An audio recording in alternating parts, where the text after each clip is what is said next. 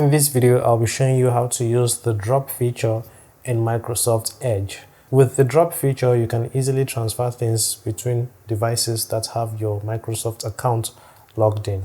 Okay, so this is the Edge browser. What you need to do first is tap on this icon up here to sign into your Microsoft account. So I'm going to do that now and then get back to the video. Alright, so I've now successfully signed in to my Microsoft account on both devices using the Edge browser, and you can see that the profile pictures are the same. Okay, so on this device I want to share something here to here. You just need to tap here. If you don't see the drop icon over here, you swipe this way, then tap all menu, and you should see drop here, so tap it. This should show up, and from here you can start transferring files. If you tap here, you'll be able to transfer a text. So I'll say sample text. So instead of sample text, yours may be an email. So if I tap send, you can see now that it has been sent. So I'll tap here.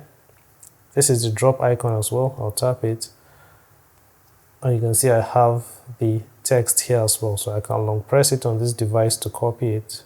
So from here I can copy the text.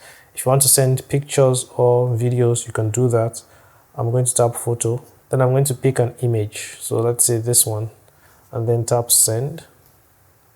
Okay, so the image just appeared. But then everything you send via Microsoft Drop will get sent to your Dropbox. So that's like Google Drive, but for Microsoft instead.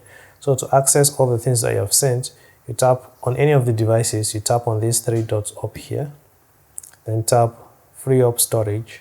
Since I sent a picture over here, I'll tap the photos icon, and you can see this is the picture. It is now saved on my OneDrive account, so I don't need it saved here. I'll delete it.